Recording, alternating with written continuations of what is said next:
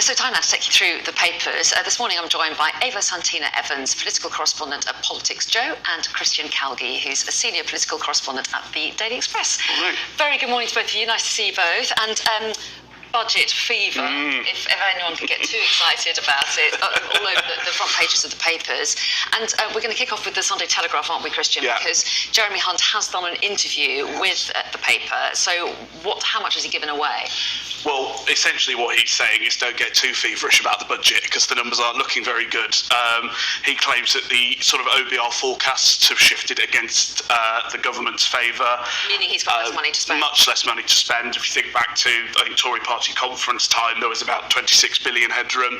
Now it's down to 13 billion. They're scrabbling. They're potentially stealing Labour's tax hikes in order to fund tax cuts, weirdly. He says it's a long path to tax cuts. Of course, the problem is for the Conservative Party that they don't really have much more path potentially to travel, and unless this budget is a major make or break moment, that path is going to be considerably shorter unless the public feel the benefit in their pocket. Well, yeah, and the paper's quite interesting in their stance on this, aren't they, Ava? The Observer, for example, leads with a kind of warning that tax cuts could backfire. Who is making this warning? What's the argument they're making? So this is actually a former forecaster for the Treasury, and they're explaining that tax cuts will have a detrimental effect in the long term. It's all very short-termism that Hunt is looking at the moment. So as Calgie just said there, yes, so he's got much less headroom to work with, and so he's going to try and pick it up elsewhere. And we think he's going to try and pick this up by with non-dom status, abolishing that, which is obviously is Labour's policy, but also through cutting public spending. So over the next couple of years, public spending is expected to rise by 1%. He's hoping to take around 0.2% off of that, and then hopefully he'll regain some headroom. But if this is all about giving a kind of pre-election boost to the Tories, how popular would that be? Because don't some polls suggest that people actually are uncomfortable with having public services cut? They would rather potentially have money put into public services rather than tax. Well, I think that's almost one of those sort of yes minister style polling questions. Depending on how you word it, I think you get very different outcomes.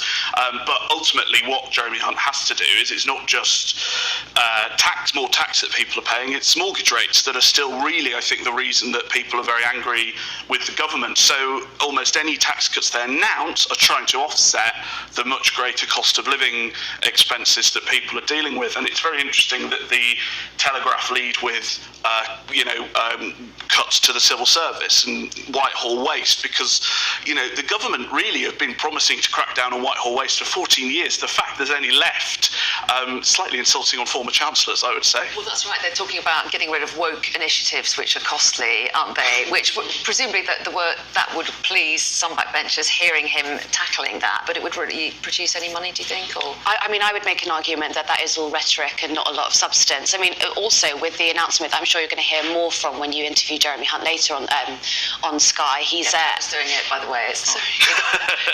When Trevor interviews him, so he's going to announce £800 million worth of a technology package, which is basically revolutionising parts of the NHS and parts of the police that have slowed down.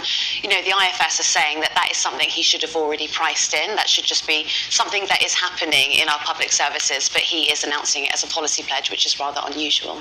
So we looked at the Observer talking about the warnings about tax cuts, but then you've got the Express saying, no, they're a great idea, and if you don't, certain voters are going to miss out. Well, what the Express is actually saying is that a lot of the talk about which taxes are going to be cut, we seem to be thinking that the Chancellor's leaning more towards national insurance than income tax, right? Because it's cheaper to cut national insurance and provides less of a benefit for the richest. Than what the Sunday Express is arguing is that focusing on national insurance doesn't provide a benefit to pensioners in a way that an income tax cut might. How many pensioners do pay income tax? Well, you tell me. That's not a figure I have to hand. But clearly, what the Sunday Express is arguing is that is a significant effect. Now, I don't want to preempt the Chancellor. I would imagine that there will be various triple lot commitments, various pension commitments, but the Express very much arguing that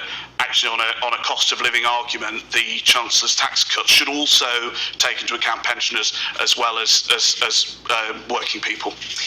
And so, what do you think, Ava, about this speculation? Does it tell us anything, do you think, about the timing of an election? If the Chancellor is saying, don't get too excited about tax cuts, does that mean that he's saving himself for another autumn statement bonanza potentially, and it means a later election, or what do you think? Well, I mean, one of the key pledges that Sunak and Hunt had a few months ago was to bring inflation down to 2%, and obviously if you introduce tax cuts, that is going to spike inflation. So my working theory with the election is we're not going to see any kind of announcement until inflation is at least below 3%. So I would think he would be really cautionary during this budget, announce the election, and then give us a pre-election tax cut bonanza.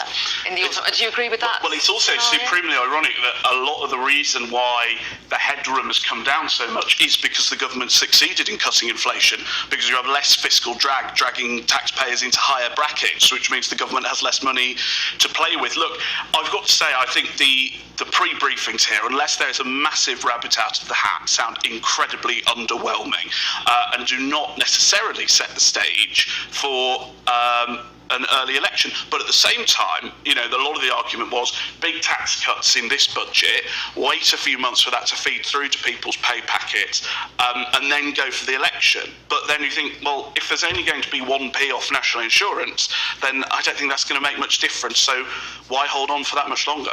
Okay, really interesting, and really interesting to see what he tells Trevor later, whether we get more sense of what's to come. Thanks very much indeed. We'll see you again in an hour. Okay. We'll take another look at the papers then, but in the meantime, let's take a look at the weather.